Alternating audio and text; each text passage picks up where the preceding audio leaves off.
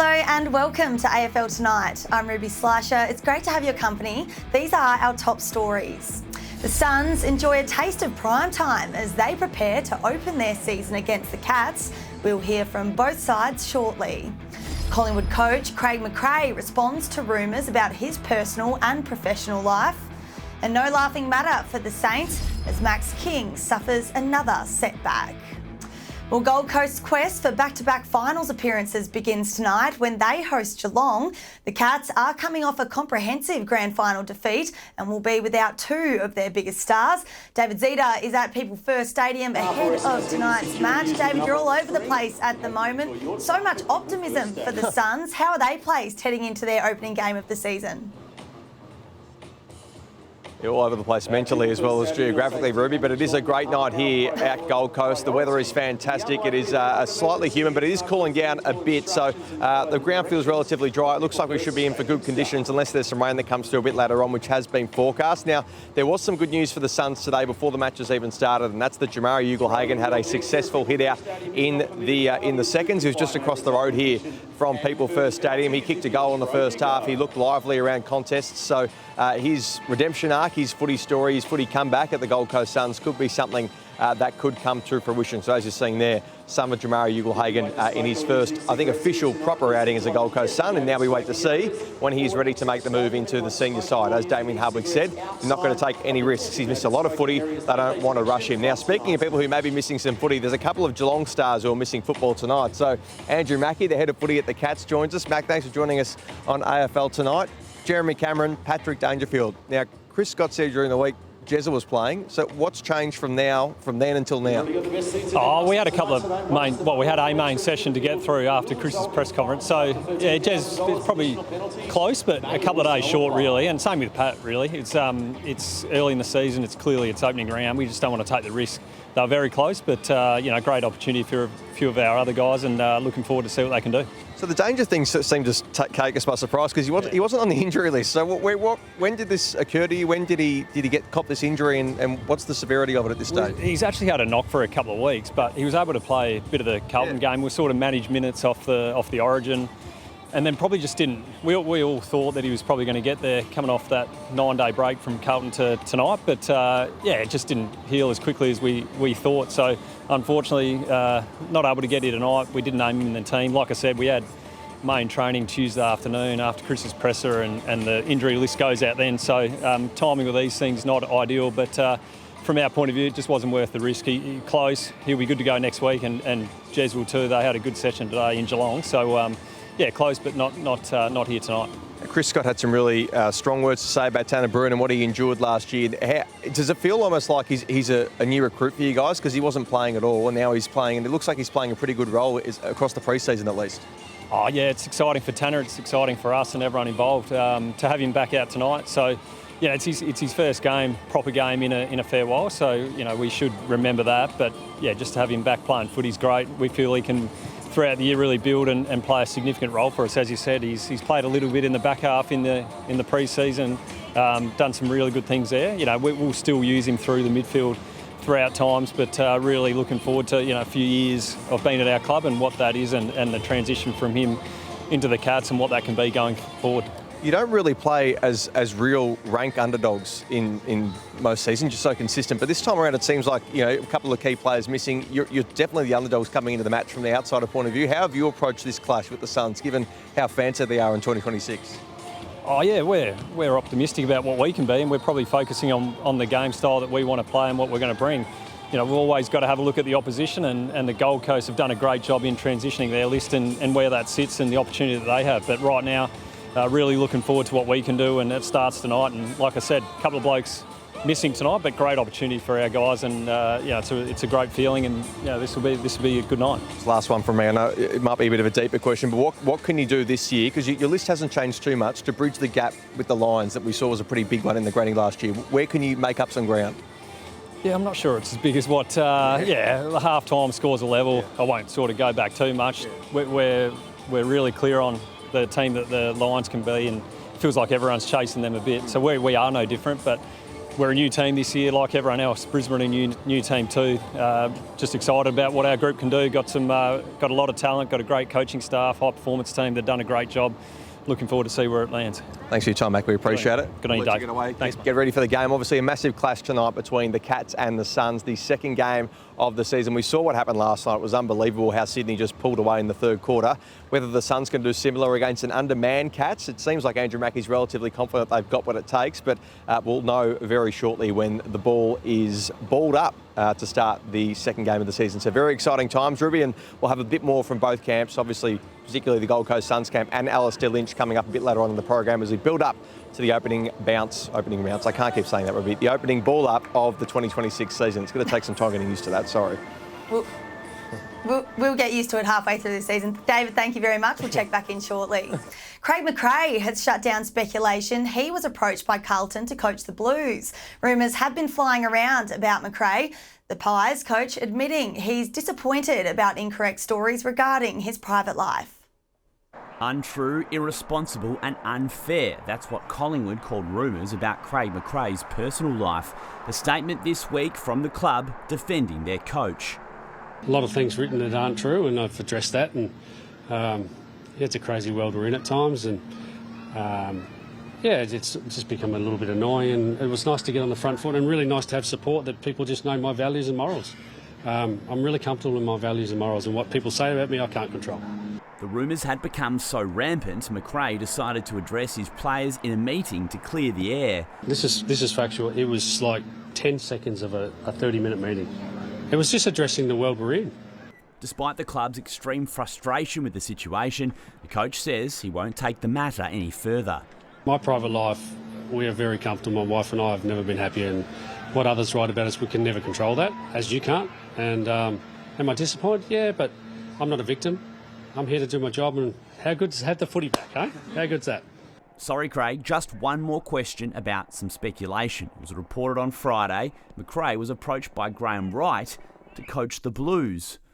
Oh, that's not true. That's, I'm caught up in a lot of things at the moment, aren't I? No, look, I've got a contract here. That's just extended, thankfully enough, and my best mate works there. Like, no, that's not real. All right, on to the footy. So Jeremy Howe tested his calf in the Pies' main session, but no sign of skipper Darcy Moore, who is a chance to return next week. Former Sydney forward Jack Buller will make his Pies debut in Sunday night's game against a new look St Kilda. Christmas Day for them, they've got a lot of new toys, haven't they? So that's their story. And I think there's an expectation rises, doesn't it, for all of us? And yeah, there's 5-6 new players. I think they want to be coming and put on a bit of a show for them. We're just got to be ready for what that is. A huge crowd is expected at the MCG on Sunday night for the first ever opening round game in Melbourne. Drew Jones, Fox Sports News. Max King's nightmare injury run continues. His return date has been pushed back to at least gather round. As usual, King was MIA at Saints training as he rehabs his calf concern. He's played 23 games in 3 years as he battled various ailments. His latest setback will rule the forward out until round 5. The Saints listed King as having a knee issue on the club's injury report, but Coach Ross Lyon revealed that's not correct. Is it? So I don't know why the knee's on there, because that's all good. Yeah, that's all so good. We'll tidy up the admin in the background. Yeah, he's just working through a bit of a calf rehab. I got no idea, to be honest. It's been a significant period of time, but he had a little calf tweak. He was just coming back, and then as he got going, it just sort of flared a little bit, but nothing puts him behind a week or something. So. The Saints are set to unveil 4 club debutants: Tom de Koning, Sam Flanders, Jack Silvani and Liam Ryan. St Kilda have been the hype team of the pre-season, and Ross the Boss says he's totally tuned out of the narrative around his club. To be honest, we haven't done anything but recruit 4 players and have a good summer training block. Like, I'm not sure what the noise is. I've sort of tuned out of it over the last 2 weeks. I've played my part, but let go of all media and social media and just dive into training and preparation of the Pies.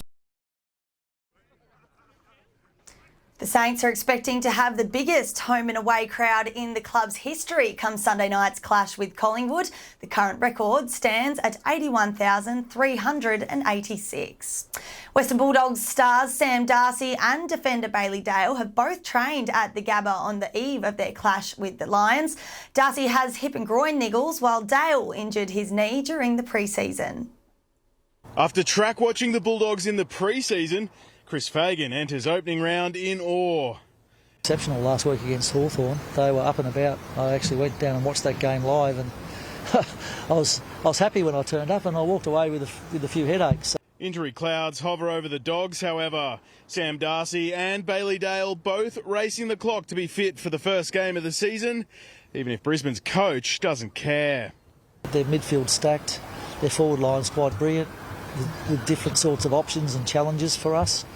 And their back line's quite new. They've got a few new players in there, so there's a little bit of unknown. Brisbane ready to unfurl their back-to-back flag in front of some new faces. Former West Coast captain Oscar Allen set to make his club debut in the forward line. Like all of our tall forwards, we just want him to provide a really strong contest. Hopefully he can mark a few of those, but if he can't, bring it to ground. And I think given his experience in leadership at the West Coast Eagles, I think he'll be a really handy player in our forward line just to help with the organisational side of things. He's quite vocal, which I really like. Kadeen Coleman will play his third game in 3 seasons down back, with Cam Rayner to start on the interchange bench, while ruck recruit Sam Draper's foot injury has cleared the decks for Zane Zakatelski's first shot at senior footy. He's actually quite flexible. He can play in the ruck and he can play key back or key forward, so he does actually give us nice flexibility. As Brisbane enter 2026 with arguably the best roster that Chris Fagan has ever coached, a three-peat appears there for the taking. At the start of last year we weren't talking about going back to back, and at the start of this year we won't be talking about trying to win 3 in a row. It's obviously a topic and our players would be aware of it, but we're all equal at the moment. We're all on 0. The Bulldogs haven't beaten the Lions here at the Gabba since they knocked them out of the finals in 2021. Josh Bristow, Fox Sports News. We're counting down to the start of the match between Gold Coast and Geelong. For a preview of all the action, we can head back to David Zeta, who's joined by Alastair Lynch. Here with Alastair Lynch, of course, the man. This is just his domain. This state is his domain. Now, Lynchy, the Gold Coast Suns, there's a lot of anticipation and excitement about them. Do you share in that excitement about what they can do this year? Yeah, I do. They've still got a fair way to go. I mean, obviously they've had their best season last year, but they need to jump up another level, and that's, I suppose, with consistency and maturity of some of their youngsters. Christian Petrarca, the upside of him coming to the club is enormous. With what he's brought from his experiences of up and down at Melbourne Footy Club, he could make a huge difference. And the likes of Humphreys going through the midfield and Will Powell adding depth to the midfield. So they look like the names are there. It's just you've got to step up another level. You're very good, because I was going to ask you about Christian, so you saved me a question there. So what about Jamara? He was just playing across the road. I know he's not playing tonight, but there's so much talk about him. Are you a believer in effectively an experiment on Jamara Ugle-Hagan to see if he can rejuvenate his career? Yeah, from the Gold Coast Suns, I think it's worth the risk. I mean, bring him into as long as you've got a strong culture, bring him into that culture and see if you can get the best out of him, because we know that the best is elite, and we probably haven't seen half of how good he could be. So you got Jamara, you got Charlie Ballard, who was in that practice match as well, coming back from his ACL as well. So there's some real upside. So I'm fully supportive of rolling that dice and see if it works. And now if it doesn't work, nothing ventured, nothing gained. Your expectations? So what are your expectations of the Suns this year? I think top 4 or 5, but I think genuinely in contention. I do feel, maybe it's a little biased, but I feel there is a bit of a gap to the Brisbane Lions. When you look at the Lions over the last 3 years in grand finals, but now their list is actually better. So I see that as a gap, but I see on that next tier, I see the Suns. One more on the Suns before we get to the Cats. Ben King is one of the big high-profile free agents at the end of the year. Do you have an inkling on a feeling on whether he will stay or whether he'll go? What do you think he should do? Well, that's probably a different question. Yeah. I don't know what he would do or what's he's going to do.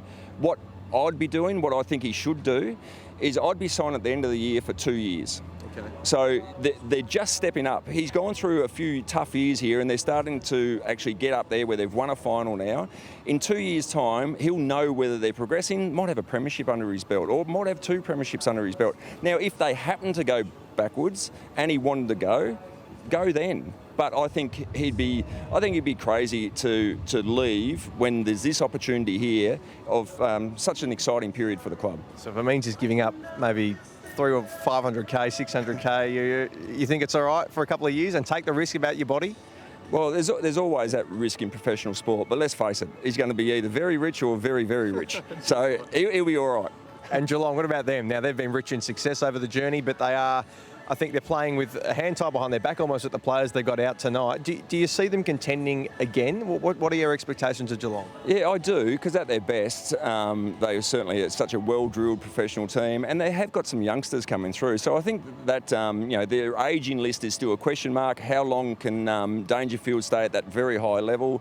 Jeremy Cameron's had a couple of injury issues, but I think they'll be up there and contending. That typically they're probably not quick out of the blocks, and with those resources still on the sidelines, it'll be tough for them tonight, but nothing would surprise me. All right, so Cameron and Dangerfield out, of course. Your tip tonight, I assume it's the Suns? Yeah, it's going to be the Suns, but I don't think it'll be a big margin. I think maybe 2 or 3 goals to the Suns. Thanks for your time, Lynch. Really appreciate it. Ruby, back to you. Thanks, David and Lynchy. We'll head back to the Gold Coast shortly. And after the break, we'll check in with the injury-hit Giants as they manage another complex setback for a young star. Stay with us.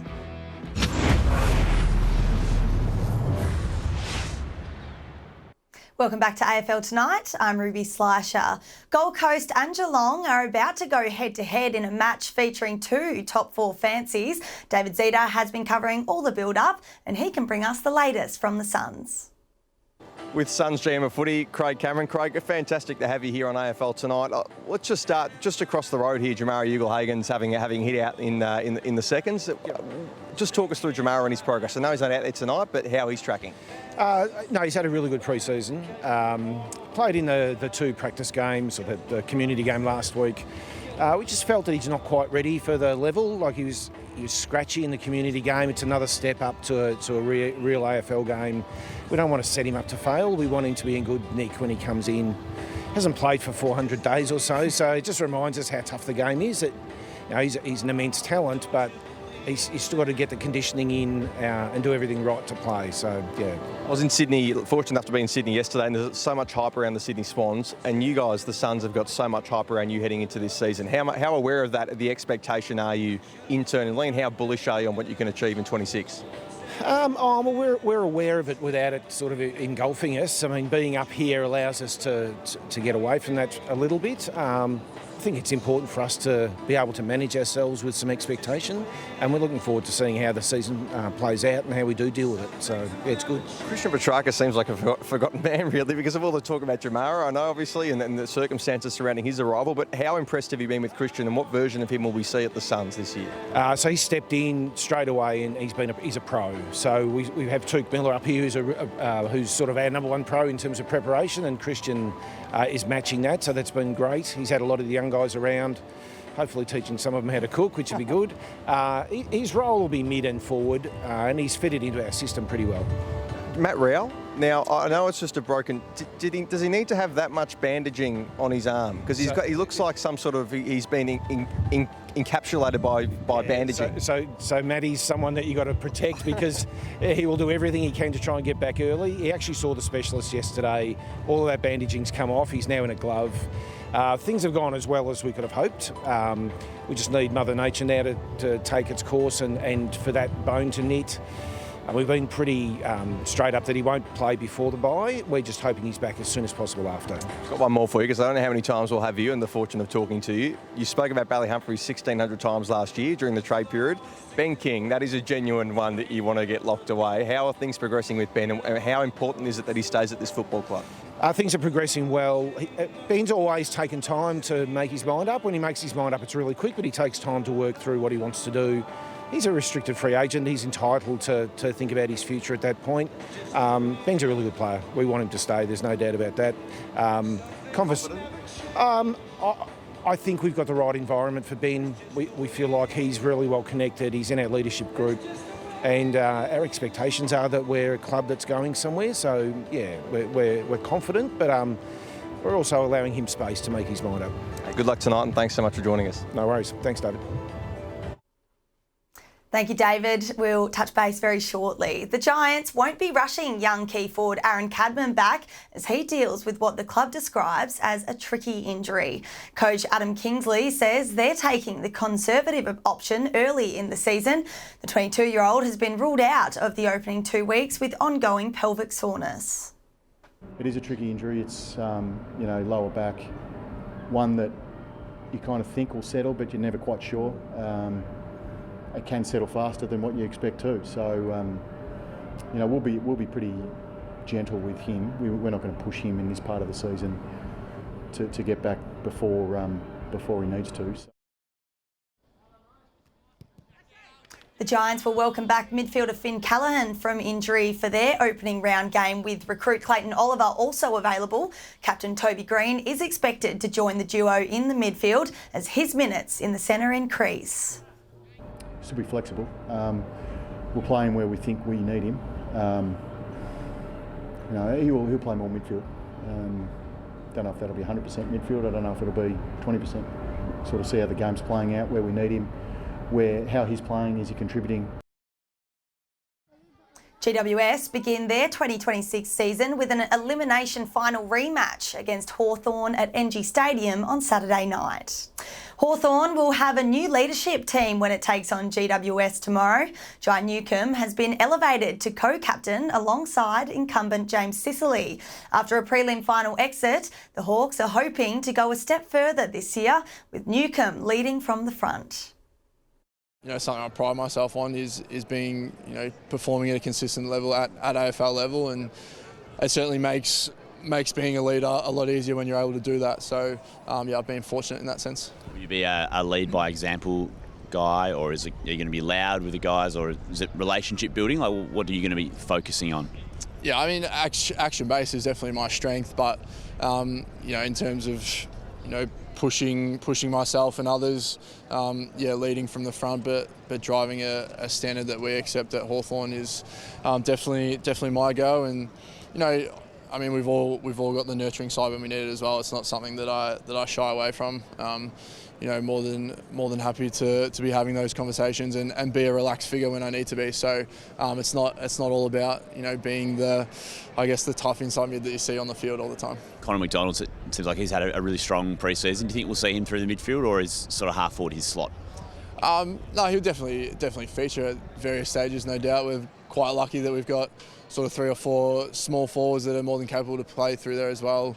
Maury floats in. Guinea's not afraid to come in at times as well, and the Wizard's been a key feature in centre bounces at times as well. So we're very lucky that we've got a lot of levers that we can pull in that area. Just on the expectations for this season, when you get to a prelim final, 1 win away from the biggest day, like how much does that sit in the back of your mind or the front of your mind in terms of the way it motivates you for this year and thinking about getting back there? Yeah, it's obviously definitely always there. It's not a nice feeling being so close and falling short. And yeah, that'll drive us. We've been competitive over the last few years, relatively regularly against the good sides, and it's now for us about being able to consistently do that and beat the top teams in the competition on a consistent basis. So we're chasing that. We're not shying away from that. We want to be playing in that time of the year, and the last 2 years have given us great exposure as to what that looks like to go one step further. Before we go, we can take you back to the Gold Coast for some final thoughts from David Zita ahead of tonight's match. Zeets, how are the conditions now, about an hour out from the start of the match? Well, I'll be honest with you, Ruby, I wasn't proud of how much I was sweating coming into the ground a bit earlier today. It was absolutely horrible, and it wasn't good for anyone involved. But it is looking good at the moment. It has cooled down a fair bit. It's about 26 at the moment. Yes, it's humid. We know that. It's Gold Coast. The ground is relatively dry. I think there are some showers expected in the near future, so that may be making the ball a bit wet. But other than that, good conditions for footy so far. Well, keep that jacket on. We don't need viewers switching off the TV due to sweat patches. Now, you saw Jamarra Ugle-Hagan running around in the VFL this afternoon. How did he look? Just going to undo that button for you, Ruby. No. Look, I think Jamarra Ugle-Hagan looked fantastic. He looked fantastic, Ruby. He kicked 5 or 6 goals. He was sweating because he was putting in a lot of hard work. Now, he looked lively, and as I just said to you, I was told that he kicked at least 5 goals. So that is well and truly a good audition for the big time in his second AFL club. So hopefully we can see Jamarra Ugle-Hagan out there on the field again. They've got West Coast and Richmond the next couple of weeks. They're an early season bye after that. So you're seeing some of the pictures of Jamarra making his footy return, albeit not on the stage that he potentially wants, but that is coming soon, I think, if today was anything to go by. Jeremy Cameron and Patrick Dangerfield. Now, we heard from Andrew Mackie, the head of football, a bit earlier. Both will play next week, according to him. Now, we know Chris Scott said that Jeremy Cameron was playing this week. Patrick Dangerfield, as we know, wasn't mentioned on the injury report. Andrew Mackie tried to explain that to us a little earlier, but it looks like they'll both be okay to face Fremantle at GMHBA Stadium next week. So that's where things sit for the Cats, but tonight, understandably, all eyes are on People First Stadium to see how the Cats can perform against the Suns. It's going to be a great clash, and hopefully we see a good game of footy. Last night, probably not that. Hopefully tonight we get something a bit different, Ruby. Looking forward to it, David. Thanks so much for all the hard work out there tonight. Go enjoy the game. Thanks for joining us on AFL Tonight. Make sure you stay across all the latest on Fox Sports News, and on Fox Footy, it's time for the Suns and the Cats. Enjoy.